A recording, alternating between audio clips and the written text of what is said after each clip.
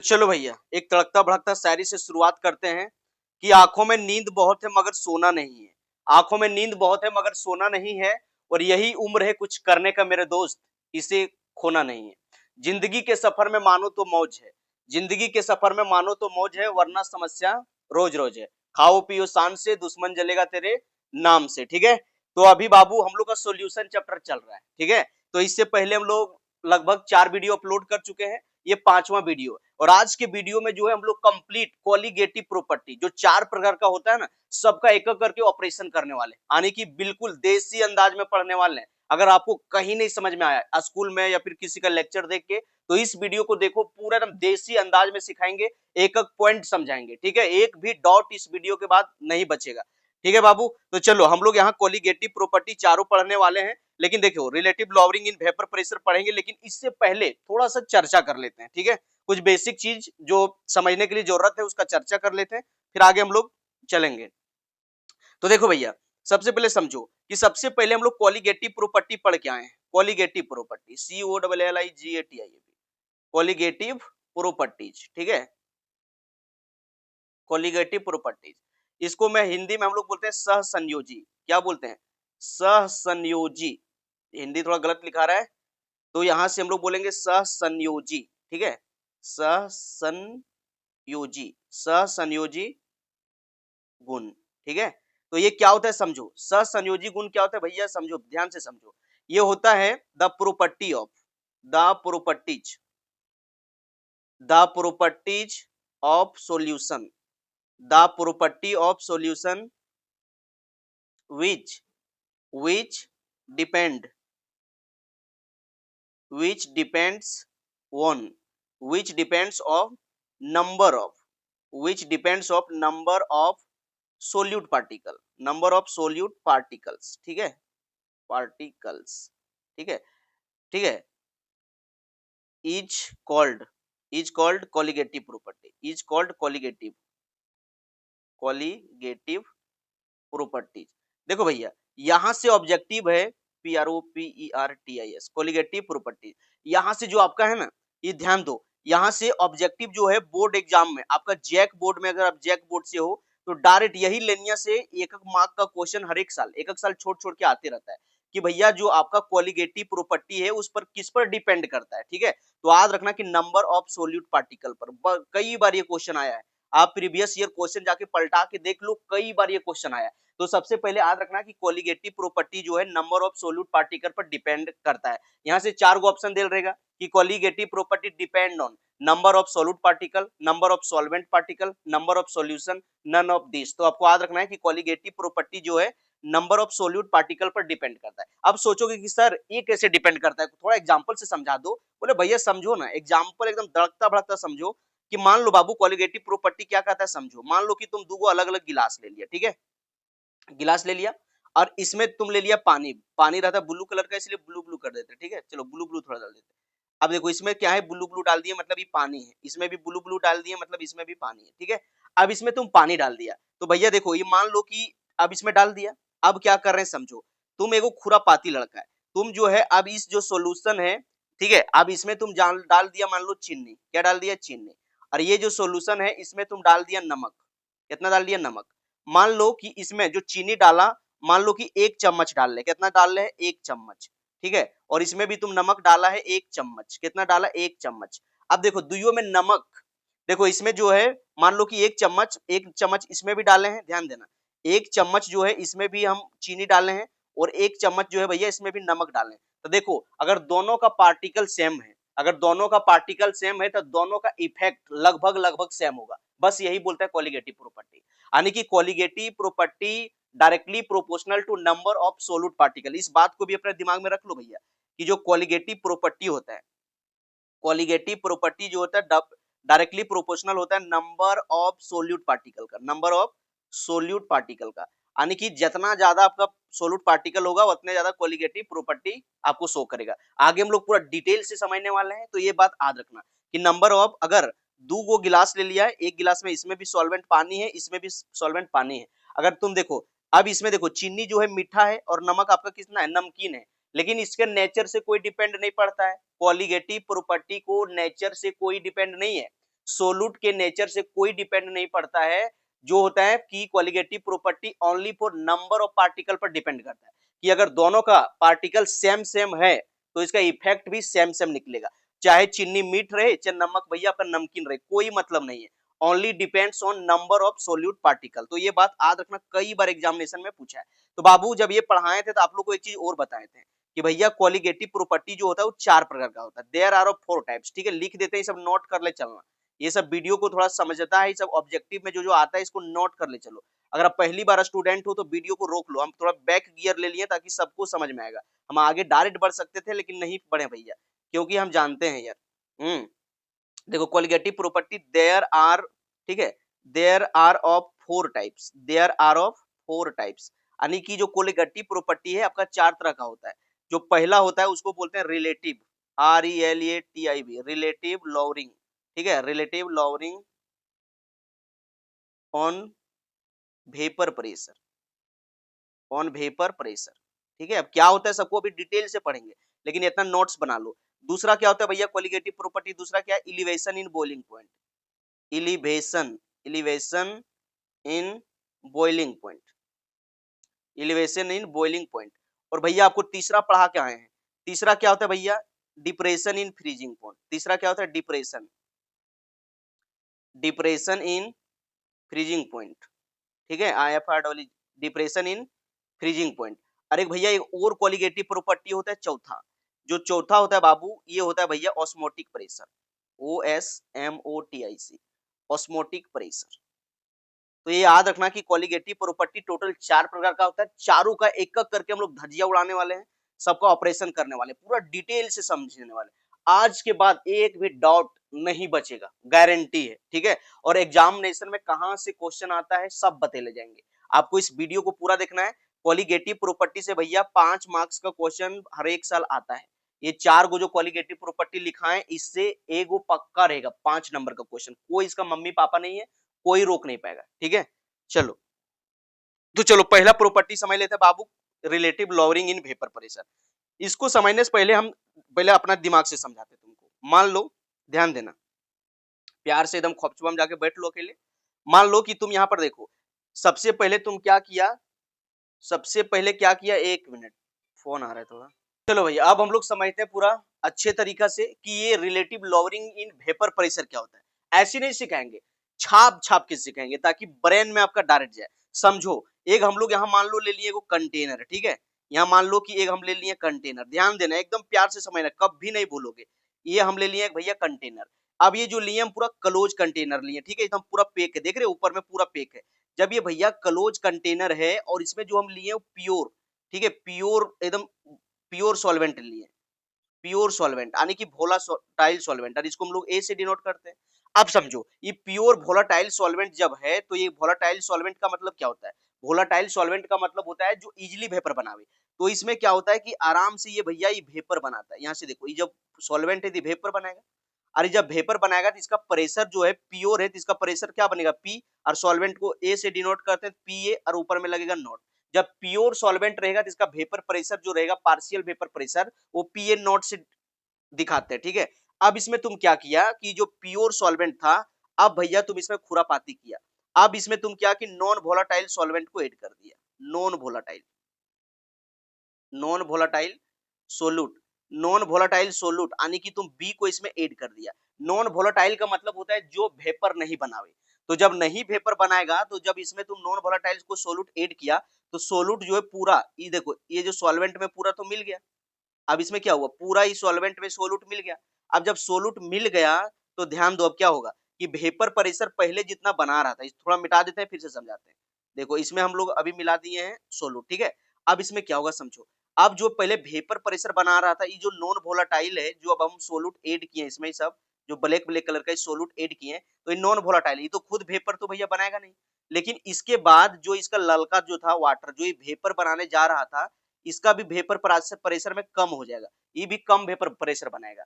ठीक है, तो जब कम वेपर प्रेशर बनाएगा, जब हम लोग नॉन वोलाटाइल सोलूट ऐड करते हैं तो पहले की अपेक्षा वेपर प्रेशर इसका कम हो जाता है। तो इसी को बोलते हैं relative lowering in vapour pressure. तुम ऐसे समझो, तुम एक कुमारा लड़का है, तुम अभी 20 शादी नहीं हुआ है, तुम अभी आवारापंती करेगा, पूरा घूरल बोलेगा हीरो लखन, हैं, जहां मन करेगा रतिया ऑर्केस्ट्रा बायनाच, यहाँ वहां जहां मन किया जहां तहां तुम घुरल बुल रहा है, यानी कि तुम आजाद है, तुम अकेले है तो तुम ज्यादा घुरल बुल रहा है, यानी कि ज्यादा भेपर बना रहा है। लेकिन तोरे वो चुनमुनी एगो सुंदर सा लड़की, प्यारी सी लड़की, ठीक है, इससे तोर बिया करा दिए, ये दुलरुआ है, चुनमुनी है। अब इससे मान लो कि तोर बिया करा दिए, मतलब सपना थोड़ा भी नहीं देखना है, मतलब एज्यूम कर लो कि तोर बिया करा दिए, तो भैया अब दुइयो तोर बिया हो गया और दुइयो मिल गया, तो तोहनी बन गया एगो कपल। क्या बन गया? कपल। तोहनी शादी हो गया, कपल बन गया। अब क्या हुआ कि तुम जब अकेले थे जहां तहां घूरल बुल रहा था, अभी लड़कियां से तो बियाह करवा दिए, तो तुम अब नहीं घूम पाएगा। तुम रतिया ऑर्केस्ट्रा बायनच रखल जाएगा, तो लड़की जो है आपको नहीं जाने देगी, बोले कि मत जाओ देखने के लिए इधर उधर, मेरे हरा जगह इन्हें उन्हें कैसे रहेंगे, बड़ा तमाम तरह का दिक्कत तकलीफ आ जाएगा। तो देखो अब तुम कम घूर पा रहे हो। इसी तरह से क्या हुआ कि जब ये प्योर था, प्योर जब था, यहाँ सॉल्वेंट था, ज्यादा वेपर बना रहा था, लेकिन जब इसमें सोलूट ऐड कर दिए तो वेपर प्रेशर में कमी आ गया। इसी को बोलते हैं relative lowering in vapour pressure. जैसे तुम अकेला था, ज्यादा घूम रहा था, यानी कि ज्यादा वेपर बना रहा था, लेकिन तुम बिया करा दिए तो तुम अब कम घूम पा रहे हैं, ठीक है, तो तुम घूमना कम हो गया। इसी तरह से उस सॉल्वेंट का वेपर बनाना कम हो गया, तो इसी को बोलते हैं relative lowering in vapour pressure. ठीक है, अब देखो लिखा हुआ है क्या बाबू, ध्यान से समझ पढ़ो। देखो हेडिंग मेरा है relative lowering in vapour pressure, तो पहला है। अब इसको देखो क्या लिखा हुआ है, डिटेल से एकदम सीखो, एकदम मजा आएगा।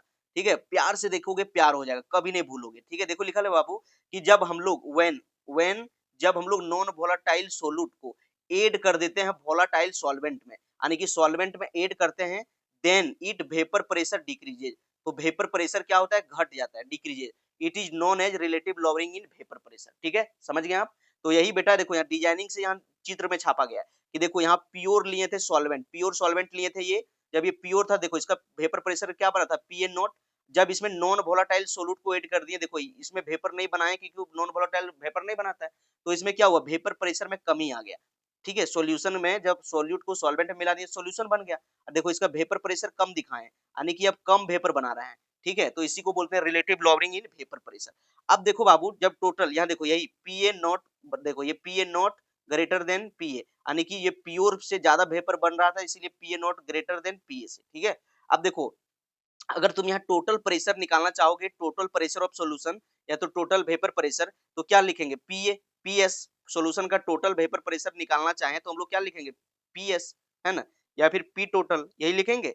तो यहाँ देखो सिर्फ जो है सॉल्वेंट वेपर बना रहा है, तो किसके बराबर हो जाएगा? पीए के बराबर, क्योंकि सॉल्वेंट वेपर बना रहा है।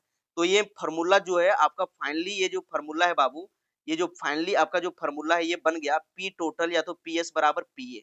ठीक है, अब हम लोग समझो, ध्यान से समझो। आप पीटी लिखो या तो पीएस लिखो। देखो पीटी या तो देखो प्रेशर ऑफ सॉल्यूशन, देखो पीएस को क्या बोलते हैं, देखो यहाँ लिखा है पीएस, देखो वेपर प्रेशर ऑफ सॉल्यूशन। ठीक है, तो तुम vapour pressure of solution, PS vapour pressure of solution लिखो, या तो total vapour pressure of solution लिखो। ये किसके बराबर होगा? पीए के बराबर, क्योंकि इसमें जो है सिर्फ सॉल्वेंट ही ने वेपर बना रहा है, इसीलिए पीए के बराबर होगा। अब जब ये हुआ बाबू, तो ध्यान दो, हम लोग क्या किए कि यहाँ पर जब ये लिखे पीए, तो इसके जगह पर पीए का वैल्यू रख दिए। हम लोग देखो, तुम लोग को, आप लोगों को जो है हम एगो सिखाए थे, जब ये पढ़ाए थे आप लोग को रॉल्ट्स लॉ, जब रॉल्ट्स लॉ पढ़ाए थे तो वहां एक आप लोग को सिखाया गया था कि भैया जो पीए जो होता है डायरेक्टली प्रोपोर्शनल होता है एक्स ए के, और जब यहाँ से प्रोपोर्शनल का साइन हटाओगे तो पीए बराबर P A not into X A. ये फॉर्मूला आप लोग को पता कहाँ थे? अब यही हम कर रहे हैं। देखो जहां पर ए का वैल्यू है, ध्यान देना, जहां पर मेरा ए था, देखो ए का वैल्यू क्या है? ए का वैल्यू देखो क्या है? P A not into X A. तो हम लोग देखो ए के जगह में यहाँ वैल्यू पुट कर दिए P A not into X A. देखो ए के जगह हम क्या लिख दिए? P A not into X A. अब बाबू देखो, सब जो है हम लोग ए के टर्म में रखना है, हम लोग को ए के टर्म में रखना है, इसलिए यहाँ ए का वैल्यू पुट कर दिए। अब सोच रहे होगे कि सर एक माइनस एक्स भी कहाँ से आ गया? एक्स भी कहाँ से आ गया बाबू? ध्यान से समझो। सॉरी, थोड़ा खोखी पकड़ लिया है, बारिश का मौसम है, तकलीफ हो गया है भीग जाने के बाद। देखो एक फार्मूला बाइनरी सॉल्यूशन के लिए बताए थे आपको कि XA plus XB equal to होता है 1। अगर तुम यहाँ से X1 XA का वैल्यू निकालोगे XA का, तो क्या बन जाएगा? 1 माइनस XB, 1 माइनस XB, यही तो बनेगा। तो यही जो है हम लोग XA का वैल्यू जो है 1 माइनस XB रख दिए, वही यहाँ पर लिख दिए A का वैल्यू 1 माइनस XB। अब देखो PA नॉट से मल्टीप्लाई किए अंदर, तो क्या हो गया? PA नॉट यहाँ बन गया PA नॉट इंटू XA। ये कंप्लीटली यहाँ तक आपको समझ में आ रहा होगा। अब ध्यान दो, अब क्या किए कि हम लोग जो देखो ये जो पूरा टर्म है P A not into X B, इसको ले आए लेफ्ट साइड, और लेफ्ट साइड में जो पी एस था उसको ले आए राइट साइड। ये देखो ये माइनस में था, इधर ले आए तो ये प्लस बन गया, तो ये फाइनली बन गया P A not into X B. और देखो यहाँ पी ए नॉट पहले से था, अरे पी एस इस तरफ प्लस था, इधर आए तो माइनस हो गया, तो ये बन गया P A naught minus P S. अब देखो हम लोग को एक्स बी का वैल्यू निकालना है, तो एक्स बी बराबर क्या हुआ, अब देखो X B P A naught यहाँ था इनटू में, जब इधर ले आए तो यहाँ क्या बन गया भागा में, तो एक्स बी बराबर हो गया P A naught minus P S equal to P A naught. तो ये कैसे ड्राइव किए ये आप सीख गए होंगे, ठीक है। और नहीं सीखे तो एक बार हम और बता देते हैं यार, यहाँ से आपको कुछ समझने में थोड़ा कम समझ में आता है, जब पहले से लिखल रहता है तब कम समझ में आता है। चलो समझा ही देते हैं ताकि डॉट कुछ नहीं बचे। आपको लोगों को पहले बोल दिया कि एक एक डॉट होगा भैया क्रिस्टल क्लियर। अगर आपको समझ में आ गया तो वीडियो को थोड़ा यहाँ से 10-20 सेकंड फास्ट फॉरवर्ड में आगे बढ़ा लो, और भैया जो पहली बार देख रहे हो उसके लिए हम फिर से समझा देते हैं, क्योंकि इस तरह से जब समझाते हैं ना पहले से लिखल में, तो बच्चे लोगों को कम समझ में आता है। बाबू समझो, समझो ध्यान से। अभी बोले कि जो सॉल्यूशन है, इस सॉल्यूशन टोटल सॉल्यूशन का जो प्रेशर किसके इक्वल होगा, क्योंकि सिर्फ यहाँ सॉल्वेंट वेपर बना रहा है ना, तो ये पीए के बराबर होगा। और हम लोग एक फार्मूला रॉल्स लॉ में पढ़ के आए थे कि भैया पीए बराबर होता है P A not into X A, यही फार्मूला होता है। तो यहाँ फाइनली लिख देते हैं पी एस बराबर पीए के वैल्यू रख देते हैं, यहाँ बन गया P A not into X A, ये हो गया। अब देखो भैया सब हम लोग देखो, तो हम लोग क्या कर रहे हैं, एक्स ए के वैल्यू पुट कर रहे हैं। तो हम लोग एक थ्योरी पढ़ के आए थे ऊपर में बाइनरी सॉल्यूशन के लिए, X A plus X B equal to 1। अगर यहाँ से एक्स ए का वैल्यू निकालेंगे तो क्या बन जाएगा, एक माइनस एक्स बी। तो यही हम लोग अब यहाँ क्या कर रहे हैं, एक एक्स ए की जगह हम एक minus X B value put कर रहे हैं। तो ये फाइनली बन गया पी एस बराबर पी ए नॉट, ठीक है, पी ए नॉट, ठीक है, P A not into into एक माइनस एक्स बी। अब ये हो गया। अब ये जो अब ये जो आपके पास आ गया है पी ए नॉट, अब ये अंदर मल्टीप्लाई करेंगे तो ये फाइनली क्या बन जाएगा, पी एस बराबर P A naught minus P A naught X B, यही बन जाएगा। अब हम लोग क्या कर रहे हैं कि ये वाला जो है, ये वाला जो टर्म है P A naught X B, इसको हम लोग इधर लेफ्ट साइड ले आ रहे हैं, और जो ये आपका पी एस है इसको हम लोग राइट साइड ले आ रहे हैं, ठीक है। तो ये फाइनली क्या बन जाएगा, यहाँ बन जाएगा मेरा P A naught X B equal to P A naught तो पहले से था पी ए नॉट, और इधर से पी एस राइट साइड ले आए तो बन गया माइनस पी एस। अब हम लोग क्या कर रहे हैं कि एक्स बी का वैल्यू निकालना है। तो देखो पी ए नॉट यहाँ क्या है इनटू में, तो इधर आएगा तो भागम बन जाएगा, तो इसीलिए फाइनली बन जाएगा एक्स बी बराबर P A naught minus P S equal to P A naught. तो आप देख लिए होंगे किस तरह से ड्राइव किए, ठीक है बाबू। तो ये ड्राइव हो गया। अब देखो एक एक टर्म यहाँ पढ़ो, एक एक टर्म पूरा ध्यान से पढ़ो। एक एक टर्म जब ध्यान से पढ़ोगे तो क्या क्या है समझो। यहाँ जो पी ए नॉट, जो यहाँ पी ए नॉट जो आपका आया है, ये पी ए नॉट क्या बोलते हैं इसको, vapour pressure of pure solvent.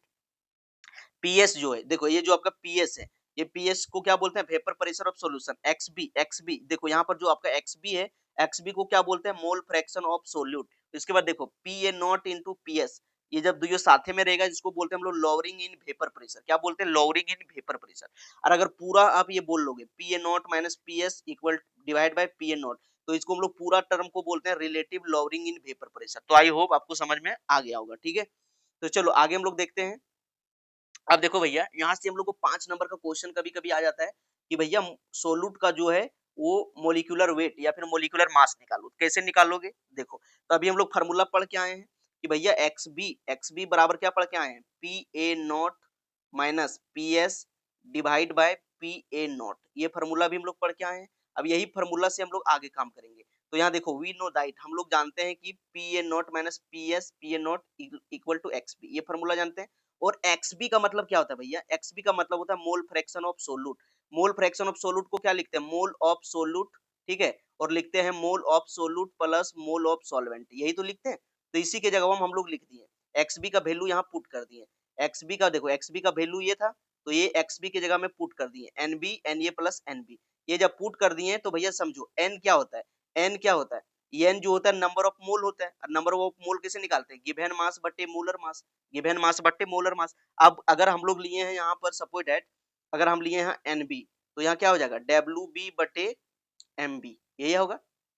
तो देखो एनबी की जगह हम लोग रख दिए, तो डब्ल्यू एन बी मतलब मोल ऑफ सोलूट। मोल ऑफ सोलूट कैसे निकलता है, mole of given mass of सोलूट बटे मोलर मास ऑफ सोलूट। तो देखो ऊपर में यही लिख दिए W B by M B, यहाँ लिख दिए। और देखो एन ए माने मोल ऑफ सॉल्वेंट कैसे निकलेगा, मोल गिवन मास ऑफ सॉल्वेंट और मोलर मास ऑफ सॉल्वेंट। तो यहाँ देखो निकाल दिए, इसका भी निकाल दिए, तो ये फार्मूला डायरेक्टली बन गया।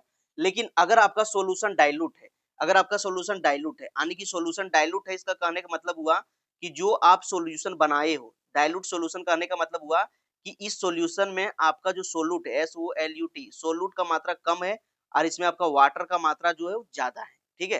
तो जब ज्यादा है तो देखो अब क्या हुआ, तो यह लिखा है for dilute solution, for dilute solution molar concentration of सोलूट is very less, यानी कि जो सोलूट का जो कंसंट्रेशन होता है बहुत कम होता है, इसीलिए इसको हम नेग्लेक्ट कर सकते हैं डिनोमिनेटर से, यानी कि डिनोमिनेटर से इसको हम लोग हटा सकते हैं। तो फाइनली ये फार्मूला जो है भैया बन जाएगा हम लोग को P A naught and P B. तो देखो नीचे वाला जो था W B by M B इसको हटा दिए, तो फाइनली ये फार्मूला बन गया W B by M B W A by M A, ठीक है, ये बन गया।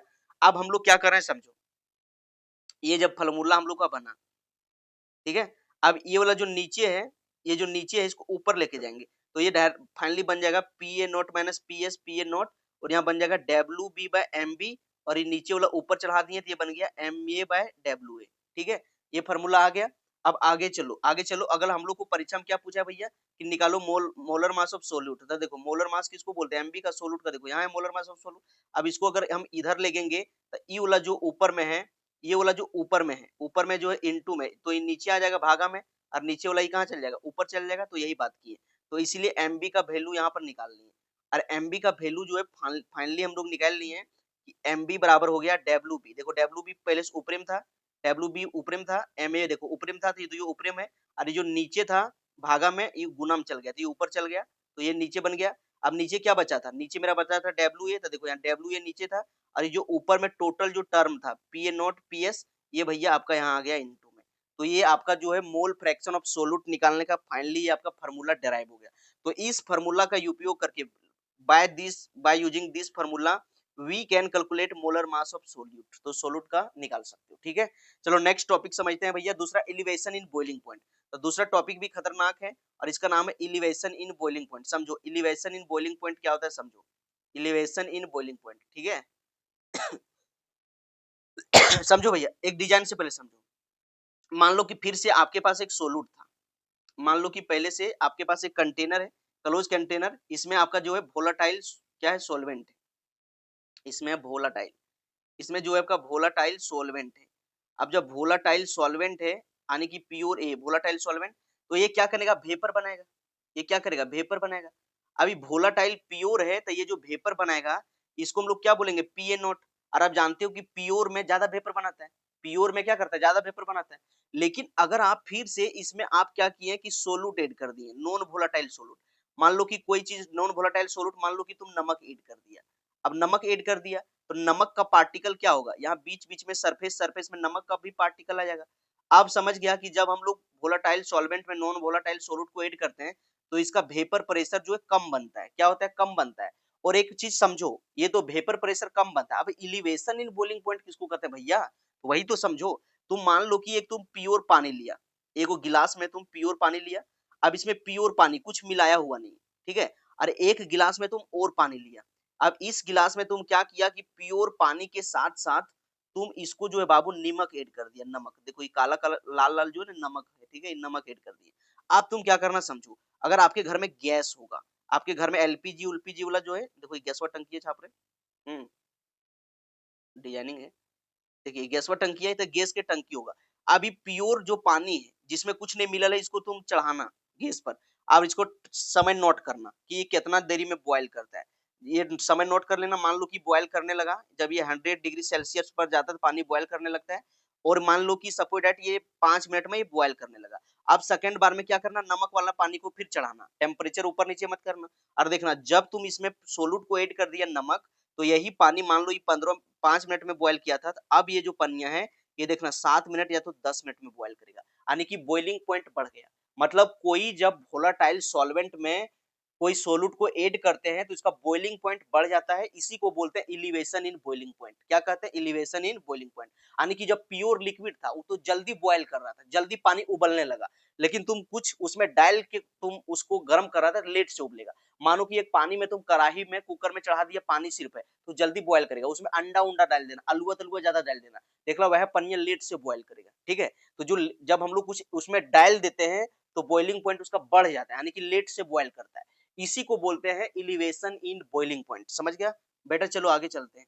अगर समझ गया तो अब डिफिनेशन पढ़ लो। पहले बॉइलिंग पॉइंट का देखो डिफिनेशन पढ़ा दिए, ये 8 क्लास में 9 क्लास में आपने देखा होगा कि बॉइलिंग पॉइंट क्या होता है। तो बॉइलिंग पॉइंट क्या होता है समझो। फॉर एनी सबस्टांस, किसी भी पदार्थ के लिए boiling point is that temperature, यानी कि बॉइलिंग पॉइंट वह टेम्परेचर होता है at which vapour pressure of liquid is equal to atmospheric pressure, यानी कि वेपर प्रेशर लिक्विड का एटमॉस्फेरिक प्रेशर के बराबर हो जाए तो इस पॉइंट को हम लोग क्या बोलते हैं? Boiling point. इस टेम्परेचर को क्या बोलते हैं? Boiling point. ठीक है, अब समझो एलिवेशन इन बॉइलिंग पॉइंट किसको कहते हैं, क्योंकि हम लोग को ये बॉइलिंग पॉइंट थोड़ा समझ लिए कि भैया यहाँ लिखा था एलिवेशन इन बॉइलिंग पॉइंट, तो इससे पहले समझ लिए कि बॉइलिंग पॉइंट होता क्या है।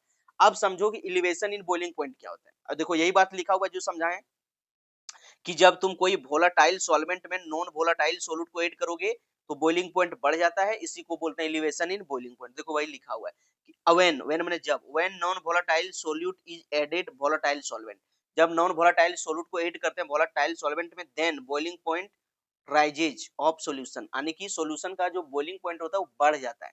दस the rise in BP of solution, यानी कि बॉइलिंग पॉइंट मतलब सॉल्यूशन का बॉइलिंग पॉइंट बढ़ना, इसी को बोलते हैं एलिवेशन इन बॉइलिंग पॉइंट। ठीक है, जैसे यहाँ देखो भैया प्यार से समझाया गया था डायग्राम के माध्यम से जो आपको सिखाएं, फिर यहाँ समझल है। देखो यही लिखल था कि एक बीकर में तुम ले लिया है प्योर सॉल्वेंट, तो ये बॉयल कर रहा है, देखो यहाँ बॉयल कर रहा है तो इसका वेपर निकल रहा है, लेकिन तुम नॉन वोलाटाइल सोल्यूट, इसमें देखो इसमें सोल्यूट है नॉन वोलाटाइल, जब इसमें ऐड कर दिया देखो इसमें वेपर प्रेशर इसका कम हो गया सॉल्यूशन का। ठीक है, और इसमें लेट से बॉयल करेगा। ये टीबी जो लिखल है बाबू यहाँ बी छोटा लिख लेना, अच्छा रहेगा, किताब उताब में टीबी छोटा लिखा रहता है, टीबी या जहां जहां बी लिखल है ना टीबी वहां वहां छोटा कर लेना। ठीक है, टीबी सब ये बड़ा बड़ा बी लिखा गया है, हर जगह छोटा छोटा बी लिख लेना। ठीक है, छोटा छोटा बी लिख लेना, जहां जहां भी बी है सब छोटा छोटा बी समझ, क्या समझना, छोटा छोटा बी। अब समझो क्या हुआ, जब ये भैया अब ये हो गया, अब हम लोग सर फार्मूला कैसे डिजाइन करें। तो फार्मूला के लिए देखो बाबू, आप देखो सबसे पहले ग्राफ समझो फिर फार्मूला समझना। देखो ग्राफिकल रिप्रेजेंटेशन, ठीक है, एलिवेशन इन बॉइलिंग पॉइंट का ग्राफिकल रिप्रेजेंटेशन समझो। सबसे पहले क्या हुआ, मान लो कि देखो एक एक्सिस में हम लोग रख रहे हैं वेपर प्रेशर इस साइड में, और इस साइड में हम लोग रख रहे हैं टेम्परेचर इस एक्सिस में। अब क्या हुआ समझो, हम लोग को ये जो बॉइलिंग पॉइंट देखना है वो 1 एटीएम प्रेशर पर देखना है। कितना है? 1 एटीएम। तो 1 एटीएम का मेरा लाइन यहाँ है, ठीक है, 1 एटीएम का लाइन यहाँ है। अब समझो भैया, अभी आपको समझा के आए हैं, ध्यान देना, अभी आपको समझा के आए हैं कि बाबू आपका जो प्योर सॉल्वेंट होता है, प्योर सॉल्वेंट का जो है वेपर प्रेशर ज्यादा होता है, और सॉल्यूशन का जो होता है बाबू इसका वेपर प्रेशर कम होता है। तो देखो यहाँ पर जो ग्राफा लिए हैं बेटा, ध्यान दो, यहाँ पर जो ग्राफा लिए हैं ऊपर में, देखो यहाँ सॉल्वेंट ऊपर में लिए, देखो यहाँ वेपर प्रेशर सॉल्वेंट ऊपर में लिए, क्यों लिए? क्योंकि सॉल्वेंट का वेपर प्रेशर ज्यादा होता है, और हम लोग जानते हैं कि सर यहाँ से जब ऊपर जाते हैं तो यहाँ देखो 1 2 3 4 5 6 इस तरह से ऊपर जाता है, वैल्यू बढ़ता है, यानी कि सॉल्यूशन से वेपर प्रेशर सॉल्वेंट का ज्यादा है। अभी इसको देखो, जब हम लोग टेम्परेचर बढ़ाएंगे तो इसका क्या होगा, बॉइलिंग पॉइंट भी बढ़ेगा। तो देखो यहाँ बॉइलिंग पॉइंट देखो यहाँ बढ़ते बढ़ते ऊपर चल गया। लेकिन देखो सॉल्यूशन का वेपर प्रेशर कम था, अब इसको जब हीट करोगे सॉल्यूशन का तो इसका बॉइलिंग पॉइंट देखो बढ़ते बढ़ते बढ़ते बढ़ते बढ़ते 1 एटीएम पर यहाँ टच किया। अब ये लाइन जब यहाँ टच किया तो इस लाइन को देखो ऊपर से एकदम पूरा यहाँ से एक लाइन खींच लो, देखो यहाँ से यहाँ खींच लिए, तो देखो ये प्योर सॉल्वेंट का लाइन यहाँ टच किया, प्योर सॉल्वेंट का, तो प्योर सॉल्वेंट के लिए क्या बिल लिखेंगे, टीबी नॉट, यानी कि boiling point of pure solvent. और यहाँ जो सॉल्यूशन का देखो और दूर में जो कट किया लाइन को, और इसको जब नीचे लाएंगे तो ये क्या है, सॉल्यूशन है, तो इसको लिखेंगे टीबी, इसका सॉल्यूशन को क्या लिखेंगे, टीबी। अब देखो कि सबसे बड़ा टेम्परेचर बड़ा कौन है, देखो बड़ा यहाँ है ना, क्योंकि इधर से हम लोग आएंगे तो यहाँ 1 2 3 4 5 6 इस तरह से आगे बढ़ेगा, तो ज्यादा क्या हुआ, टीबी। और इसके बीच में जो देखो सॉल्वेंट और सॉल्यूशन के बीच में जो डिफरेंस आया उसको क्या बोलेंगे, डेल्टा टीबी। और इसको अब हम लोग डेल्टा टीबी अगर निकालना चाहेंगे तो बड़ा में छोटा घटाएंगे तो बड़ा क्या है, बड़ा क्या बना, टीबी, तो यहाँ बन जाएगा TB minus TB naught, TB minus TB naught. तो ये फार्मूला देखो यहाँ मिल गया। अब यही फार्मूला पीछे हम लोग यूज किए हैं, आगे देखो इसके पीछे देखो, ठीक है ना, अब ये फार्मूला का हम लोग यूज किए हैं, यहाँ देखो यही बात था बाबू, यहाँ देखो यहाँ लिखा हुआ है टीबी, टीबी बराबर टीबी माइनस टीबी नॉट, तो कैसे आया आप समझ गए। अब ये जो डेल्टा टीबी होगा, यानी कि जो है भैया डेल्टा टीबी डायरेक्टली प्रोपोर्शनल होगा मोल मोल फ्रैक्शन ऑफ सोलूट का, ठीक है, कंसंट्रेशन ऑफ सोलूट का डायरेक्टली प्रोपोर्शनल। हालांकि जितना ज्यादा आप सोलूट लोगे उतने ज्यादा बॉइलिंग पॉइंट बढ़ेगा। मान लो कि छोटा आलू सिझाना है आपको तो जल्दी सीझेगा, अब इतना बड़ा आलू सिझा रहे तुम कढ़ाई में तो लेट से सीझेगा, यानी कि कंसंट्रेशन बढ़ा दिया तो बॉइलिंग पॉइंट भी क्या होगा, बढ़ जाएगा। यही लिखा है कि delta T B directly proportional concentration of सोलूट। अब देखो कंसंट्रेशन ऑफ सोलूट की जगह में आपको क्या लेना है, मोलालिटी लेना है। तो यहाँ लिख दिया मोलालिटी को स्मॉल एम से डिनोट करते हैं, स्मॉल एम। तो यहाँ delta T B directly proportional small M. अब एम जो है भैया, जब हम लोग ये प्रोपोर्शनलिटी का साइन हटाएंगे, बॉइलिंग पॉइंट पढ़ रहे हैं, तो यहाँ नया कांस्टेंट ऐड होगा केबी। क्या होगा, केबी। तो फाइनली आपका फार्मूला बन जाएगा डेल्टा टीबी बराबर केबी इंटू एम। ये सबसे मेन फार्मूला है। तो ये आपका बन गया बॉइलिंग पॉइंट का फार्मूला। याद रखना, हमेशा जरूरत पड़ेगा कि आपका फार्मूला क्या बन गया, डेल्टा टीबी बराबर केबी इंटू एम। ये फार्मूला आपको न्यूमेरिकल आता है इस पर परीक्षा में। ये बन गया। अब समझ लो डेल्टा टीबी को क्या बोलते हैं हम लोग, डेल्टा टीबी को बोलते हैं एलिवेशन इन बॉइलिंग पॉइंट। अगर टीबी कहीं लिखा है इसको क्या बोलेंगे, बॉइलिंग पॉइंट ऑफ सॉल्यूशन। अगर यहाँ टीबी नॉट लिखा है तो इसको क्या बोलेंगे, boiling point of pure solvent. अगर यहाँ लिखा है आपका केबी, क्या लिखा है केबी, तो इसको क्या बोलेंगे, मोलर एलिवेशन कांस्टेंट। क्या बोलेंगे, मोलर एलिवेशन कांस्टेंट, या फिर किताब में लिखल रहता है इबुलियोस्कोपिक कोफिशिएंट, इबुलियोस्कोपिक कोफिशिएंट, ठीक है। और छोटा एम का काम मतलब होता है मोलालिटी। क्या होता है, मोलालिटी। चलो आगे हम लोग फिर एक फॉर्मूला डराइव करते हैं। तो देखो भैया, हम लोग का न्यूमेरिकल कभी कभी आ जाता है कि मोलिकुलर मास ऑफ सोलूट निकालो। तो इस केस में देखो ये फार्मूला कैसे हम लोग डिजाइन कर रहे हैं, डराइव कर रहे हैं, इसको ध्यान से समझो। क्योंकि अभी हम लोग पढ़ के आए हैं कि डेल्टा टीबी बराबर केबी इंटू एम। ये फार्मूला भी हम लोग पढ़ के आए हैं। अब ये भैया देखो मोलालिटी, मोलालिटी का फार्मूला क्या होता है, मोलालिटी का मतलब होता है गिवन मास बटे मोलर मास इंटू 1000 बटे डब्ल्यू सॉल्वेंट, ठीक है, डब्ल्यू सोलूट। तो यहाँ क्या होता है, हम लोग ये मोलालिटी का फार्मूला आपको सिखा का है कि मोलालिटी, मोलालिटी अगर निकालना है तो बोले थे याद रखना डब्ल्यू सोल्यूट, डब्ल्यू सोल्यूट बटे मोलर मास, डब्ल्यू सोल्यूट बटे मोलर मास या तो molar mass into into 1000 into 1000। और यहाँ बताए थे डब्ल्यू सॉल्वेंट। ये फार्मूला आपको याद रखने के लिए बोले थे मोलालिटी निकालने के लिए। अब यही फार्मूला को भैया आप लोग को बोले थे सोल्यूट को बी से डिनोट करते और मोलालिटी को छोटा एम से, तो बन गया छोटा एम और यहाँ बन गया डब्ल्यू बी बटे एम बी, ठीक है, इंटू 1000, ठीक है। और यहाँ बन गया डब्ल्यू ए, सॉल्वेंट को ए से। तो फाइनली ये मोलालिटी का फार्मूला बन गया। अब यही मोलालिटी का फार्मूला को हम लोग पुट कर रहे हैं। तो देखो एम के जगह में यही फार्मूला को पुट कर दिया, डब्ल्यू बी बटे एम बी इंटू 1000 और डब्ल्यू ए। तो देखो यहाँ हम लोग पुट कर दिए ये एम के जगह में ये फार्मूला को। अब हम लोग को निकालना है भैया मोलिकुलर मास। तो मोलिकुलर मास जब निकालना है हम लोग तो क्या करेंगे, मोलिकुलर मास देखो यहाँ है, मोलिकुलर मास कहाँ है, देखो यहाँ है एमबी मोलिकुलर मास। तो इसको हम लोग ले जाएंगे इधर लेफ्ट साइड में और डेल्टा टीबी को ले आएंगे नीचे साइड में। जब नीचे साइड में हम ले आए तो फैमिली आपका फार्मूला बन गया एमबी बराबर केबी डब्ल्यू बी 1000 टीबी नॉट। और ये फार्मूला आपका फाइनली बन गया, ठीक है। कोई दिक्कत, नो दिक्कत, कोई दिक्कत, नो दिक्कत। तो ये आपको याद रखना। अगर आपको नहीं समझ में आ रहा है तो चलो लिख के समझा देते हैं एक बार। काफी सारे बच्चों को यहाँ से लगता है कि यार कैसे कैसे आ गया, कंफ्यूज होने लगता है। तो लिख के समझा देते हैं ताकि आपको दिक्कत ना हो। देखो भैया हम लोग अभी एक फार्मूला पढ़ के आए हैं, वी नो दैट। हम लोग पढ़ के आए हैं कि भैया हम लोग का फार्मूला होता है डेल्टा डेल्टा टीबी बराबर के बी इंटू एम। अरे तो देखो एम का वैल्यू पुट कर रहे हैं तो यहाँ फाइनली मेरा क्या बन जाएगा, डेल्टा टीबी बराबर के बी इंटू मोलालिटी का फार्मूला भी पढ़ा है कि डब्ल्यू सोलूट बटे मोलिकुलर मास ऑफ सोलूट इंटू 1000, उसके बाद डब्ल्यू सॉल्वेंट। ये फार्मूला पढ़ाए थे। अब हम लोग को निकालना है सोलूट, ठीक है, हम लोग को मोलिकुलर मास ऑफ सोलूट निकालना है। तो ये अब इधर ले आएंगे और डेल्टा टीबी इधर ले आएंगे। जब इधर ले आएंगे तो फाइनली ये जो फार्मूला बनेगा बाबू, जब इधर ले आए तो ये क्या बन गया एमबी, क्या बन गया एमबी, ठीक है, एमबी बराबर ऊपर में क्या बचा है केबी, तो यहाँ बन गया केबी इंटू डब्ल्यू बी इंटू 1000, ठीक है। और एमबी उधर चल गया तो यहाँ क्या बचा है, यहाँ देखो इसके जगह में एमबी गया तो यहाँ टीबी आ गया, तो यहाँ बन गया delta TB into W A, ये फार्मूला। तो फाइनली ये बन गया आपका मोलिकुलर मास ऑफ सोलूट निकालने के लिए, ठीक है।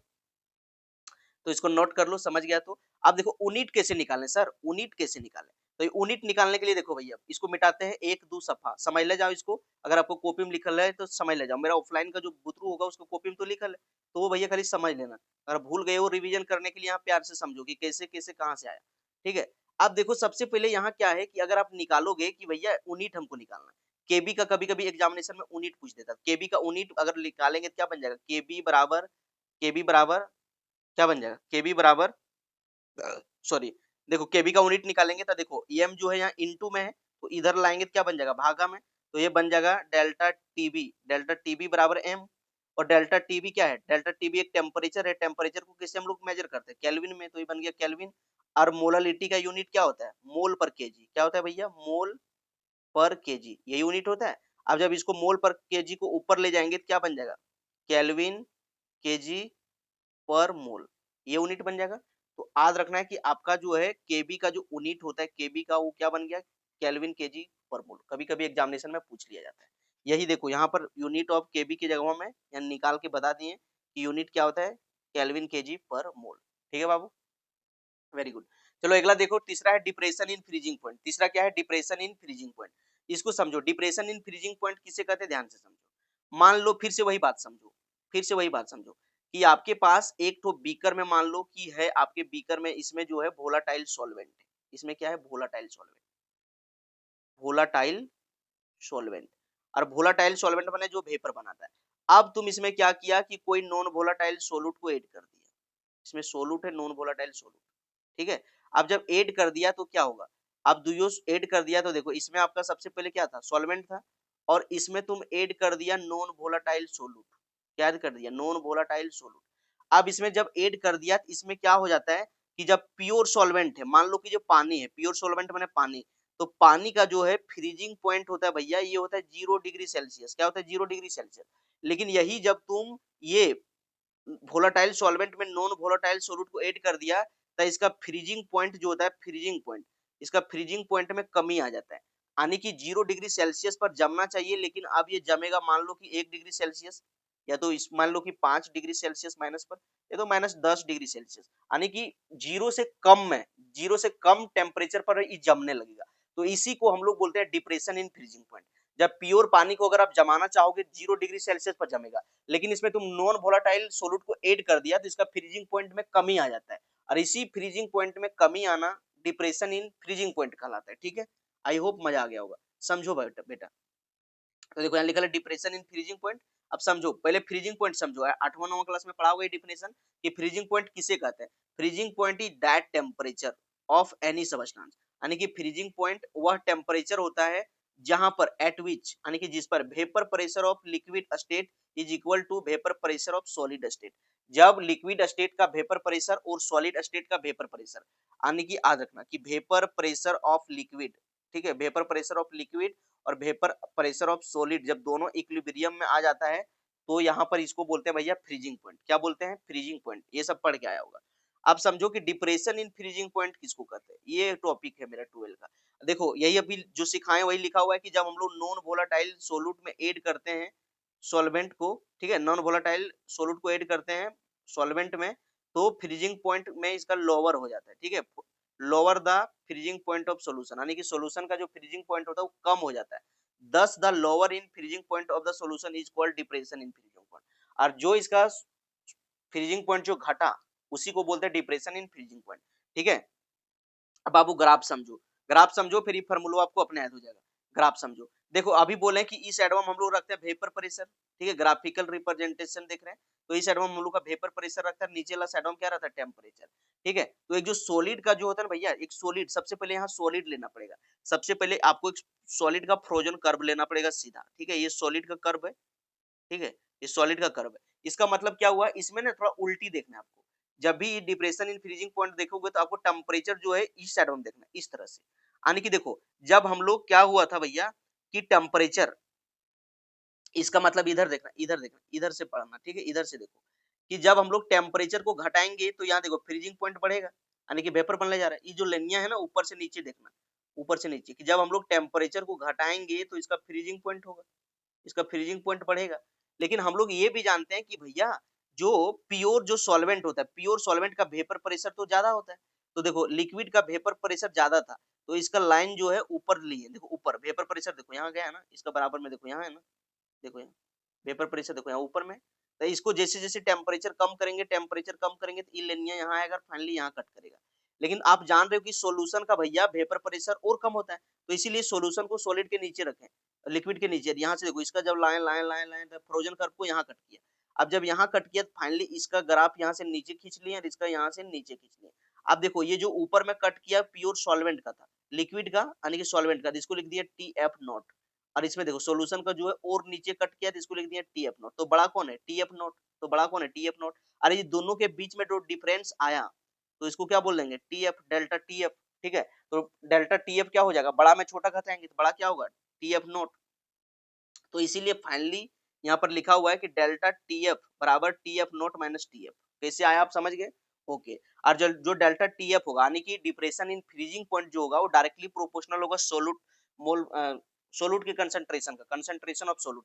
अन्य ज्यादा सोलूट लोगे तो और ज्यादा डिप्रेशन मतलब ये फ्रीजिंग पॉइंट में कम कर देगा, कम लोगे तो ज्यादा रहेगा। तो इसी तरह से अब यहाँ जो सोलूट लेना है कौन टर्म में लेना है? मोलालिटी के टर्म में लेना है। इसीलिए लिखा है डेल्टा TF बराबर directly proportional to molarity. Molarity नहीं मोलालिटी। अब देखो डेल्टा TF अगर तुम प्रोपोर्शनलिटी का साइन हटाओगे एक नया कांस्टेंट ऐड होगा यहाँ KF, क्योंकि फ्रीजिंग पॉइंट है। देखो बॉइलिंग पॉइंट था तो यहाँ KB लिखे थे, आप फ्रीजिंग पॉइंट है KF लिख दिए। तो फाइनली आपका ये बन जाएगा डेल्टा TF बराबर KF इंटू M। ठीक है, आप कौन टर्म को क्या पढ़ते हैं यहाँ लिखल है कि डेल्टा TF को हम लोग क्या पढ़ते हैं? Depression in freezing point. TF naught को क्या पढ़ते हैं? Freezing point of pure solvent. उसी तरह से डेल्टा TF को क्या पढ़ते हैं? Freezing point of solution.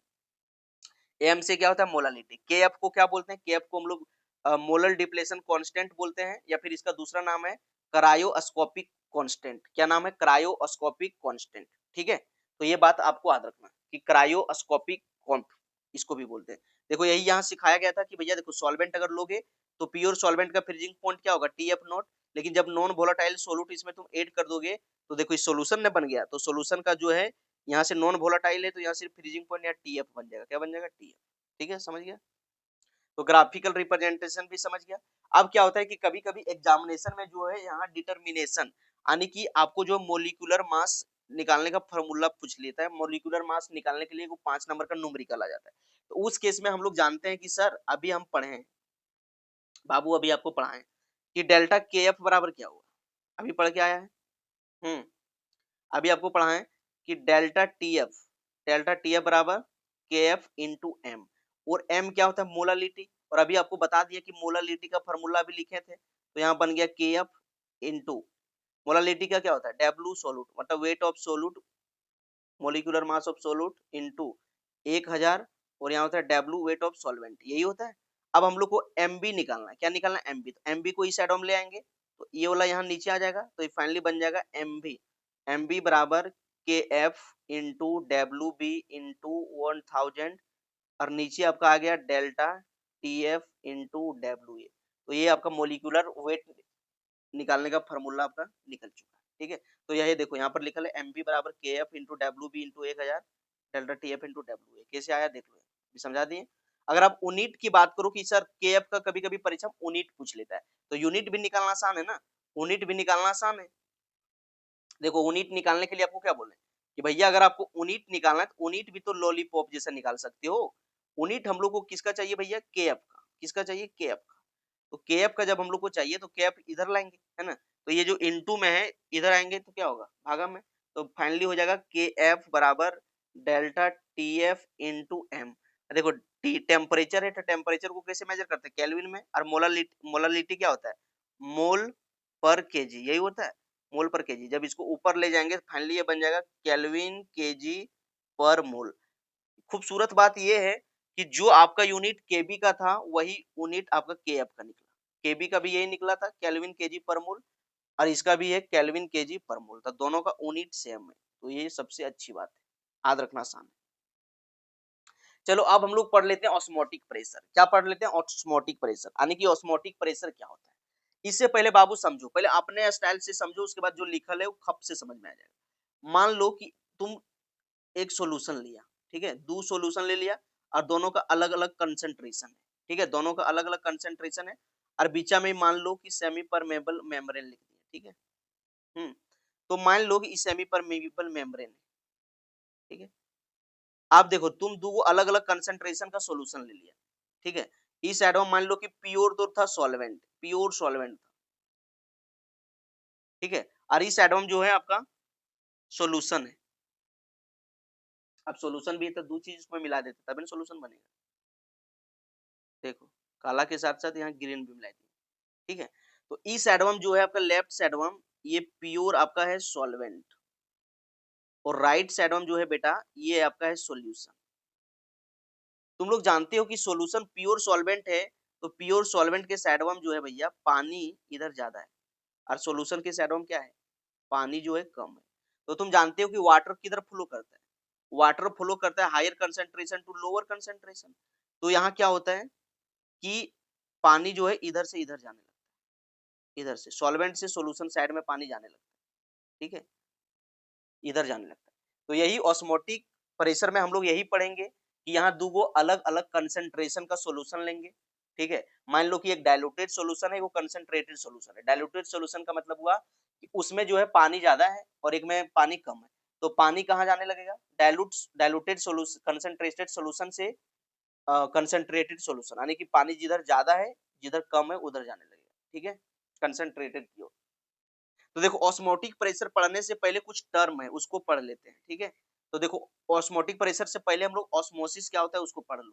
कुछ कुछ छोटा छोटा टर्म है, इसको जान जाओगे, परीक्षा में कभी कभी इसको आ जाता है 1-2 नंबर में नोट्स लिखने, डिफाइन शॉर्ट नोट्स, तो इस केस में याद रखना। ऑस्मोसिस क्या होता है, अभी नहीं बताएं कि जो यहाँ सॉल्वेंट है इधर पानी आपका ज्यादा है और सॉल्यूशन के साइड में पानी कम है, तो भैया अपने आप पानी ज्यादा से कम की ओर जाने लगेगा, यानी कि सॉल्वेंट से सॉल्यूशन की ओर पानी अपने फ्लो करने लगेगा, मूव करने लगेगा। इसी को बोलते हैं ऑस्मोसिस। वही लिखा हुआ है कि the process of movement of solvent particle, यानी कि सॉल्वेंट पार्टिकल का movement from low concentration solution to high concentration solution, यानी कि लो कंसंट्रेशन सॉल्यूशन से हाई कंसंट्रेशन सॉल्यूशन, ठीक है, through semi permeable membrane is called osmosis. समझ गए। जैसे देखो यहाँ प्योर सॉल्वेंट से पानी फ्लो कर रहा है किधर, सॉल्यूशन के साथ, सेमी परमेबल मेम्ब्रेन के द्वारा, इसी को बोलते हैं ऑस्मोसिस, ठीक है, यहाँ जो, ठीक है, तो इसको याद कर लेना। उसके बाद होता है भैया सेमी परमिएबल मेम्ब्रेन। क्या होता है सर, सेमी परमेबल मेम्ब्रेन क्या होता है, देखो यहाँ लिखा हुआ है the membrane through which solvent only solvent molecule passes. मतलब वो एक तरह का सेमी परमेबल मेम्ब्रेन, एक तरह का मेम्ब्रेन होता है जिसके द्वारा सिर्फ सॉल्वेंट मॉलिक्यूल पास करता है, सोलूट नहीं पास करेगा। जैसे चह छकनी देखा होगा घर में, चह छकनी होगा। अब चह छकनी जब है बाबू, ये मान लो चह छकनी, इसमें जाली लगल है, ठीक है, जब ये ऊपर से यहाँ चाह को डालते हो तो यहाँ देखो चाह आपका नीचे गिर जाता है, सॉल्वेंट मॉलिक्यूल, और जो चाह रहता है चाह पत्तियां ऊपरे में, अदरक तदरक ऊपरे में लटक जाता है ना। तो यही होता है कि सेमी परमेबल मेम्ब्रेन एक तरह का मेम्ब्रेन है जिसमें सिर्फ सॉल्वेंट मॉलिक्यूल पास करता है, ठीक है। तो सेमी परमेबल मेम्ब्रेन का कुछ कुछ नाम लिखा हुआ है, जैसे प्लाज्मा मेम्ब्रेन, सेल मेम्ब्रेन, है ना, बेक पर्चमेंट पेपर, ये सब जो है मेम्ब्रेन का नाम है। देखो लेकिन आजकल जो आर्टिफिशियल आर्टिफिशियल जो है सेमी परमेम्बर मेम्ब्रेन को तैयार किया जाता है किसके द्वारा, पोटेशियम फेरोसाइनाइड के द्वारा। तो इस कभी कभी ऑब्जेक्टिव में डाल दिया जाता है कि आर्टिफिशियल आर्टिफिशियल सेमी परमेम्ब्रेन मेम्ब्रेन किसके द्वारा तैयार किया जाता है, तो याद रखना पोटेशियम फेरोसाइनाइड, जिसका फॉर्मूला है K4FeCN के होल 6। चलो और एक टर्म है रिवर्स ऑस्मोसिस। क्या है रिवर्स ऑस्मोसिस, अब रिवर्स ऑस्मोसिस क्या होता है भैया समझो। अभी अभी आपको ऑस्मोसिस समझा दिए कि भैया मान लो कि आपके पास यहाँ पर जो है एक साइड में प्योर सॉल्वेंट है और एक साइड में सोलूट है, बीच में यहाँ सेमी परमिएबल मेम्ब्रेन लगा है। अब एक साइड में क्या है कि प्योर आपका जो सॉल्वेंट है, मान लो कि लेफ्ट साइड में प्योर आपका सॉल्वेंट है और राइट साइड में क्या है सॉल्वेंट, सॉल्वेंट है इस साइड में। अब इसमें सॉल्यूशन है, यानी कि सॉल्वेंट के साथ साथ आपको सोलूट भी सॉल्यूशन है। तो आप जान रहे हो कि एकाएक जो है पन्नियां इधर से इधर जाएगा, सॉल्वेंट से सॉल्यूशन की ओर, क्योंकि सॉल्यूशन के साथ पानी कम है तो इधर जाएगा। अपने आप जो पानी जाएगा सेमी परमेबल मेम्ब्रेन के द्वारा, तो इसको हम लोग क्या बोलते हैं, इसको हम लोग बोलते हैं ऑस्मोसिस। क्या बोलते हैं, ऑस्मोसिस। लेकिन क्या होता है भैया, ऑस्मोसिस बोलते हैं, लेकिन अब क्या हुआ कि रिवर्स ऑस्मोसिस क्या होता है। अब इधर जो पानी जा रहा है, अब इधर जो पानी जा रहा है इसको रोकने के लिए या तो इस एडवम जो है तुम ज्यादा प्रेशर लगा दो, ऑस्मोटिक प्रेशर से भी ज्यादा प्रेशर इस एडवम तुम लगा दो, जो पानी जाना चाहिए higher concentration to lower concentration. यहाँ पानी कहाँ जा रहा था, हायर कंसंट्रेशन से लोअर कंसंट्रेशन की ओर। लेकिन जब ज्यादा प्रेशर तुम सॉल्यूशन से एडवम लगा दोगे, ऑस्मोटिक प्रेशर से भी ज्यादा प्रेशर अगर लगा दोगे तो पानी अब उल्टा जाएगा, जाना उल्टा जाने लगेगा, यानी कि सॉल्यूशन से जाने लगेगा आपका इस एडवम, सॉल्वेंट से एडवम उल्टा जाएगा। जाना चाहिए था सॉल्वेंट से सॉल्यूशन में, लेकिन जब तुम ज्यादा प्रेशर लगा दोगे सॉल्यूशन साइड में ऑस्मोटिक प्रेशर से भी ज्यादा प्रेशर, तो सॉल्व जो आपका सॉल्यूशन वाला जो पानी है वो सॉल्वेंट की तरफ जाने लगता है। इसी को बोलते हैं रिवर्स ऑस्मोसिस। क्या बोलते हैं, रिवर्स ऑस्मोसिस। ठीक है, तो यहाँ देखो लिखल है, यही समझा देते हैं। रिवर्स ऑस्मोसिस क्या होता है? When pressure larger than osmotic pressure, जब हम लोग प्रेशर जो ज्यादा प्रेशर दे देते हैं, osmotic pressure applied to solution side, यानी कि सॉल्यूशन साइड में ज्यादा प्रेशर लगा देते हैं, then solvent present in solution, यानी कि सॉल्यूशन में जो भी सॉल्वेंट प्रेजेंट होता है will start to flow towards pure solvent, यानी कि जो आपका सॉल्यूशन में जो था वो आपका सॉल्वेंट की तरफ वो जाने लगा, उल्टा जाने लगा, ठीक है। And this phenomenon is called reverse osmosis, और इसी प्रोसेस को हम लोग बोलते हैं रिवर्स ऑस्मोसिस। रिवर्स ऑस्मोसिस का प्रोसेस जो है भैया वाटर प्यूरिफिकेशन के लिए किया जाता है, ठीक है। जैसे पानी उनी तुम देखा होगा, मशीन उसी में प्यूरिफाई आता है, आरओ वाटर ये सब, तो वहां पर रिवर्स ऑस्मोसिस काम करता है, ठीक है। जैसे देखो यहाँ समझाए हैं वही बात को कि भैया देखो इस साइड में आपका फ्रेश वाटर था, और इस साइड में आपका क्या था, सोल्यूशन था, यानी कि फ्रेश पानी के साथ साथ, ठीक है, इस साइड में आपका सोल्यूशन था, ये देखो सोल्यूशन बना दिए। तो क्या किया कि देखो यहाँ एक पिस्टन लगा हुआ है, अब ज्यादा प्रेशर तुम इधर से दोगे तो जो आपका सॉल्ट है इसमें जो आपका जो है ये पनिया जाने लगेगा सोल्यूशन साइड में, पनिया इस साइड में जाने लगेगा फ्रेश वाटर, और इधर से फिर ये पनिया बाहर निकलेगा प्यूरिफाई होके, तो ये वाटर बुलेट बाहर निकलेगा, इस वाटर को आप पी सकते हो, ठीक है। तो देखो यहाँ लिखा हुआ है एप्लीकेशन, यानी कि रिवर्स ऑस्मोसिस का एप्लीकेशन कहाँ कहाँ उपयोग होता है समझो। Application used in water purification, यानी कि पानी को प्यूरिफाई करने के लिए, used in desalination plant separate salt from water, पेड़, ठीक है। तो ये दो जगह उपयोग होता है। अब देखो ये हम लोग पढ़े थे, अब ऑस्मोटिक प्रेशर ये चौथा है, ठीक है। ऑस्मोटिक प्रेशर यहाँ 5 लिखा है, गलत है, यहाँ 4 है, ठीक है, 4 है। यहाँ ऑस्मोटिक प्रेशर चौथा था, लास्ट प्रेशर है और लास्ट है ये। तो ऑस्मोटिक प्रेशर क्या होता है समझो। अभी आपको बताएं, अभी आपने देखा कि भैया मान लो कि मेरे पास एक ठो कंटेनर है और इसके बीच में यहाँ लगल था आपका सेमी परमेबल मेम्ब्रेन, ठीक है, सेमी परमेबल मेम्ब्रेन। अब मान लो कि इस साइड में आपका सिर्फ सॉल्वेंट है, इस साइड में क्या है, सॉल्वेंट, और इस साइड में जो आपका राइट साइड में है ये सॉल्यूशन बना दे रहे हैं, दो चीज मिलाएंगे तब ना सॉल्यूशन बनेगा। तो ये लेफ्ट साइड में क्या है, प्योर सॉल्वेंट, SOLB सॉल्वेंट, और राइट साइड में क्या है, सॉल्यूशन। तो सॉल्यूशन में पानी कम है, तो ये पानी अपने आप सॉल्वेंट से सॉल्यूशन की ओर जाता है, इसको हम लोग बोलते हैं क्या, ऑस्मोसिस, अपने आप। मतलब पानी जो है हाई कंसंट्रेशन से लो कंसंट्रेशन की ओर जाता है, तो इसको हम लोग क्या बोलते हैं, ऑस्मोसिस। लेकिन अगर आप चाहते हो कि भैया सॉल्यूशन साइड में मेरा पनिया नहीं आवे, सॉल्यूशन साइड में पानी नहीं आवे, इसको हम रोकना चाहते हैं। अगर तुम रोकना चाहते हो सॉल्यूशन साइड में आपको एक पिस्टन लगाना होगा, और यहाँ से एक प्रेशर लगाना होगा, ऑस्मोटिक प्रेशर। यहाँ एक प्रेशर लगाओगे, इस साइड में आप दाब दोगे, यहाँ से चिप दिया, अब चिप दिया तो पनिया नहीं आने लगेगा, तो पनिया नहीं आने लगेगा, तो इसी को बोलते हैं हम लोग ऑस्मोटिक प्रेशर। जो प्रेशर लगाया, जो प्रेशर तुम दबाया, उसके बाद जो पानी आ रहा था सॉल्वेंट से सॉल्यूशन के साइड में, ये पानी आना रुक गया, इसी को बोलते हैं ऑस्मोटिक प्रेशर। और ऑस्मोटिक प्रेशर को बेटा हम लोग पाई से डिनोट करते हैं, किससे डिनोट करते हैं, पाई से।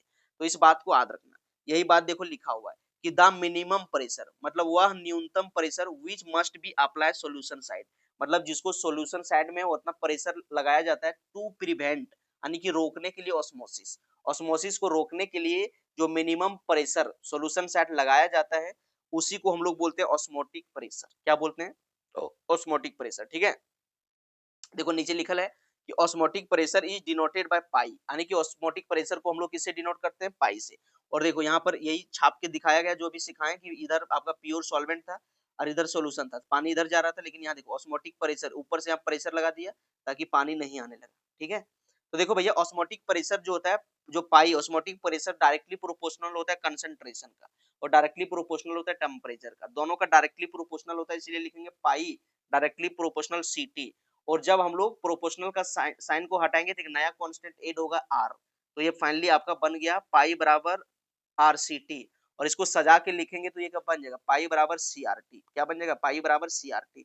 तो पाई बराबर सी आर टी जो है ऑस्मोटिक प्रेशर का फार्मूला बन गया, ठीक है, कोई दिक्कत, नो दिक्कत। आप देखो यहाँ देख लो, सी को क्या बोलते हैं, सी माने होता है कंसंट्रेशन, सी माने क्या होता है, कंसंट्रेशन। और ये जो कंसंट्रेशन जो लोग है मोलारिटी के टर्म में लेना, MOLARITY, किसके टर्म में लेना, मोलारिटी, बड़ा एम के टर्म में, ठीक है। इससे पहले जो था उधर ले लेते हैं मोलारिटी के टर्म में, लेकिन ऑस्मोटिक प्रेशर के टर्म में क्या लेना है, मोलारिटी के टर्म में, ठीक है। और देखो भैया यहाँ पर आर क्या है, आर जो होता है वो गैस कांस्टेंट होता है, आर का वैल्यू क्या रखना है, 0.08314, यानी कि जब भी आप ऑस्मोटिक प्रेशर निकालोगे तो ये वैल्यू रखना 0.08314, कहीं कहीं ये भी लिखा रहता है किताब में 0.082 ये वैल्यू भी रख सकते हो। 314 जहाँ लिखे हैं वहां 214 भी रख सकते हो, ठीक है, तो ये वैल्यू भी आप रख सकते हो। और टी से क्या होता है टेम्परेचर, और टेम्परेचर किस में रखना है केल्विन में, टेम्परेचर किस में रखना है केल्विन में। तो देखो कभी कभी क्या होता है कि ऑस्मोटिक प्रेशर से जो है मोलिकुलर मास निकालने के लिए आ जाता है, तो मोलिकुलर मास निकालने के लिए चलो फॉर्मूला ड्राइव करते हैं। तो देखो भैया formula for calculation of molecular mass of सोलूट, देखो सोलूट का मोलिकुलर मास निकालने के लिए, तो देखो हम लोग फार्मूला जानते हैं, आप लोग अभी फार्मूला भी पढ़ा का है कि ऑस्मोटिक ऑस्मोटिक प्रेशर का फार्मूला क्या होता है, पाई बराबर सी आर टी, यही होता है। और सी जो कंसेंट्रेशन अभी बताएं कि कंसेंट्रेशन आप किसके टर्म में लेना, मोलारिटी के टर्म में, तो सी के जगह में आप बड़ा एम भी लिख सकते हो, इसलिए फार्मूला बन गया पाई बराबर एम आर टी, क्योंकि सी के जगह हम कंसेंट्रेशन मोलारिटी लेना है, तो इसलिए यहाँ बड़ा एम लगा दिए एम आर टी। आप जानते होंगे कि भैया मोलारिटी क्या होता है, मोलारिटी क्या होता है, ऊपर थोड़ा मिटाते हैं उसके बाद समझाने में चलेगा। चल भैया चल तुम लिया टाणी टाण, इसको यहाँ से उड़ा दिए ना। अब जब इसको यहाँ से उड़ा दिए बाबू तो क्या हुआ ध्यान देना, इसको क्या किए उड़ा दिए। अब उड़ाने के बाद क्या हुआ समझो, अभी हम लोग फॉर्मूला पढ़े कि सर पाई बराबर होता है सी आर टी, और अभी पढ़ा कि कंसंट्रेशन की जगह मोलारिटी लेते हैं तो यहाँ हो जाएगा पाई बराबर एम आर टी, ये भी फॉर्मूला लिख सकते हैं। तो भैया देखो मोलारिटी क्या होता है, मोलारिटी होता है, मोलारिटी क्या होता है, number of mole of the solute और volume of the solution in litre, ये फार्मूला होता है। यानी कि फार्मूला क्या होता है एन बाई बी, क्या होता है एन बाई बी, तो मोलारिटी के जगह हम एन बाई लिख देते हैं, तो ये फाइनली फार्मूला बन जाएगा पाई बराबर ये बन जाएगा N by B into R T, यही बन जाएगा।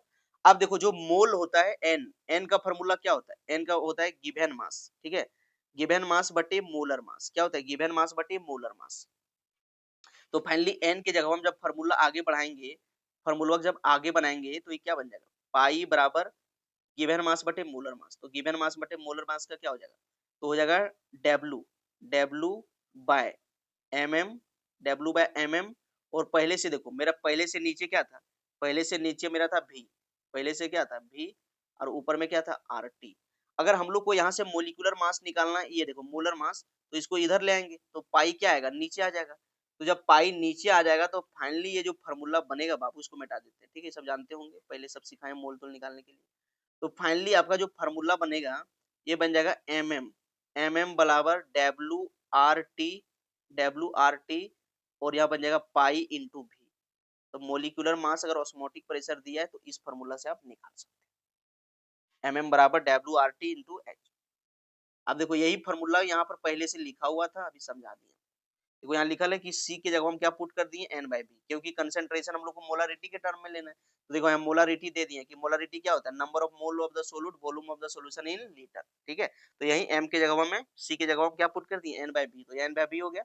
अब देखो एन का फॉर्मूला क्या होता है वेट बटे मोलर मास, गिवन मास बटे मोलर मास, तो यही पुट कर दिया एन के जगह डब्ल्यू बटे एम एम, और नीचे था बी, या ऊपर चढ़ गया बी या नीचे रहेगा बी, देखो यहाँ नीचे भी रखे ना, यहाँ सही है, तो यहाँ नीचे रहेगा बी इंटू आर टी। अगर यहाँ मोलर मास निकालेंगे तो फाइनली ये बन जाएगा ये फार्मूला। तो कैसे कैसे आया सब चीज आपको सिखा दी है, ठीक है। तो ऑफलाइन जो बच्चा मैं पूरा डिटेल से पढ़ाए थे वैसा बच्चा जब इसको देखेगा एक बार में समझ में आएगा। अगर आप नए हो चैनल में नए जुड़े हो तो भाई वीडियो को आपको 2 बार देखना है 3 बार देखना है, ठीक है, घुमा घुमा के देखना है। पहली बार में कोई चीज दिमाग में ठीक से कंसंट्रेट नहीं कर पाता है, इसीलिए वीडियो को 2 से 3 बार देखना पड़ता है, ठीक है। ओके चलो भाई अब यहाँ देखो कुछ न्यूमेरिकल ले आए, ऑस्मोटिक प्रेशर का न्यूमेरिकल है समझ लो। यहाँ के दिया दे दिया कि calculate osmotic pressure of 0.2 molarity glucose solution at 300 kelvin, और आर का वैल्यू दे दिया 8.314। देखो भैया अभी आप लोग को हम पढ़ा है कि ऑस्मोटिक प्रेशर फार्मूला क्या होता है सीआरटी, और सीआरटी के जगह हम आप लिख सकते हो पाई बराबर एमआरटी, ये भी फार्मूला लिख सकते हो एमआरटी। अब देखो क्वेश्चन में क्या दिया हुआ है, क्वेश्चन में मोलारिटी दी हुई है, एम बराबर दिया है 0.2 मोलारिटी, और टेम्परेचर दिया है, टेम्परेचर आपको दे दिया 300 केल्विन, क्या दे दिया 300 केल्विन, और आर का जो वैल्यू दिया है 8.314 दिया है, 8.314 दिया है। लेकिन आप लोग को क्या बोले थे कि आपको वहां रखना है, यहाँ दे दिया लीटर एटीएम पर मोल पर केल्विन में। आप लोग को बोले थे कि भैया इसमें जो है हम लोग को देखो यार क्या दिया जूल पर मोल 8.31 जूल पर मोल पर केल्विन, लेकिन अगर तुम लीटर लीटर एटीएम में रखने बोले थे, और लीटर एटीएम में रखने के लिए आपको यहाँ 1000 से भागा लगाना होगा, ठीक है। जब आप 1000 से भागा लगाओगे लीटर एटीएम में बदलने के लिए, ठीक है, तो फाइनली देखो यहाँ आर को 8.314 को 1000 से भागा लगाएं तो 0.08314 लीटर एटीएम ये आ जाएगा लीटर एटीएम में, ठीक है। तो ये फाइनली आ गया। अब देखो फार्मूला हम लोग जानते थे पाई बराबर सीआरटी, तो देखो पाई बराबर एम का वैल्यू देखो क्वेश्चन में दिया कितना 0.2 इंटू आर का वैल्यू क्या रखना है 0.08314 इंटू, और देखो टेम्परेचर कितना दिया है, टेम्परेचर आपका ऑलरेडी दिया है 300 केल्विन, तक 300 रख दिए। अब इसको जोड़ घटाव करोगे तो आपका फाइनली आंसर निकलेगा 4.98, क्या निकलेगा 4.98। तो जोड़ घटाव इतना करना जानते होंगे, देखो यहाँ बनाया हुआ भी है, यहाँ वैल्यू रख दिए सब, पुट करोगे आंसर निकलेगा 4.98 एटीएम। अगला क्वेश्चन देखो, एक लास्ट क्वेश्चन है, ठीक है बेटा। देखो यहाँ दिया हुआ है कैलकुलेट द ऑस्मोटिक प्रेशर, पूछ रहा है कि ऑस्मोटिक प्रेशर कैलकुलेट करो due to 5% W/V at 15 degree Celsius, ठीक है। Sugar cane solution, sugar cane solution का देखो हम लोग जानते हैं ऑस्मोटिक प्रेशर, तो भाई समझो सबसे पहले देखो हम लोग को डेटा क्या दिया हुआ है वो पहले लिख लो लेफ्ट साइड में। तो पाई ऑस्मोटिक प्रेशर निकालना है और 5% W/V का मतलब क्या होता है 5 gram solute present in 100 ml solution, इसका मतलब ये होता है। टेम्परेचर दिया था आपको 15 डिग्री सेल्सियस, लेकिन हम लोग को रखना किस में पड़ता है केल्विन में, तो केल्विन में बदलने के लिए डिग्री सेल्सियस में 273 ऐड करना होगा, तो 273 में 15 ऐड कर दिए तो केल्विन में बदल गया 288 केल्विन। और हम लोग को शुगर कैन का जो होता है मोलिकुलर मास निकालोगे तो निकलेगा 342, क्या निकलेगा 342। और भैया हम लोग का देखो हम लोग का वैल्यू पता होना चाहिए कि हम लोग का जो ऑस्मोटिक प्रेशर का फॉर्मूला होता है CRT, तो देखो भैया यहाँ तो हम लोग का जो है आर का वैल्यू दिया नहीं, आर का वैल्यू हम लोग को याद रखना पड़ता है 0.08314, ठीक है। ये देखो क्या याद रखना आर का 0.08314, या तो ये भी पुट करोगे 0.0821, ये भी लेके पुट करोगे तो ये भी सही रहेगा, कहीं कहीं ये लिखल रहता है कहीं कहीं ये लिखल रहता है, तो टेंशन नहीं लेना। अब जब इसमें पुट करोगे भैया तो देखो सबसे पहले सी के जगह हम लोग क्या रखते हैं मोलारिटी, सी के जगह हम क्या रखते हैं मोलारिटी, और मोलारिटी आप लोग को बताए थे, क्या बताए थे भैया गिवन मास बटे मोलर मास इनटू 1000, ठीक है 1000 और वॉल्यूम जो है मिलीलीटर में, ये फार्मूला आपको बताए थे। तो यही फार्मूला यहाँ लगा दिया है। देखो आपको वेट दिया था, गिवन मास कितना दिया था 5, और मोलर मास देखो 5 दिया था शुगर केन का, और मोलर मास निकाले कितना निकला 342, कितना निकल गया 342। और भैया आप लोग का देखो जो ml था कितना 100, कितना था 100, तो ml जब वॉल्यूम पुट करोगे तो ऊपर में 1000 रखना पड़ेगा, नीचे क्या रखना पड़ेगा 100, और जब इसका पूरा सॉल्यूशन करोगे इसको काट कुट करोगे मोलारिटी निकालोगे, देखो यहाँ सब पुट किया हुआ यही मोलारिटी लिखा गया है, देखो यहाँ 5/342 वही यहाँ सजाया गया है, और आर का वैल्यू देखो यहाँ पर रखा गया है, और टेम्परेचर जो है अभी केल्विन बदले 288। तो जब ये पूरा मोलारिटी को तुम हल करोगे तो ये निकलेगा 0.146, और ऊपर में जो था 0.08314 और 288, इसको जब हल करोगे तो फाइनली आपका आंसर निकलेगा 3.49 एटीएम, क्या निकलेगा 3.49 एटीएम। तो आई होप आज का वीडियो आप लोग को अच्छा लगा होगा। तो मिलते हैं नेक्स्ट वीडियो में जिस पर हम लोग चर्चा करेंगे अब नॉर्मल मोलर मास और वेंट ऑफ फैक्टर, ठीक है। तो ये चर्चा करेंगे, वीडियो कैसा लगा फीडबैक में जरूर बताना, ठीक है। तो take care, best of luck, पढ़ाई करते रहो और भाई जीवन में आगे बढ़ते रहो।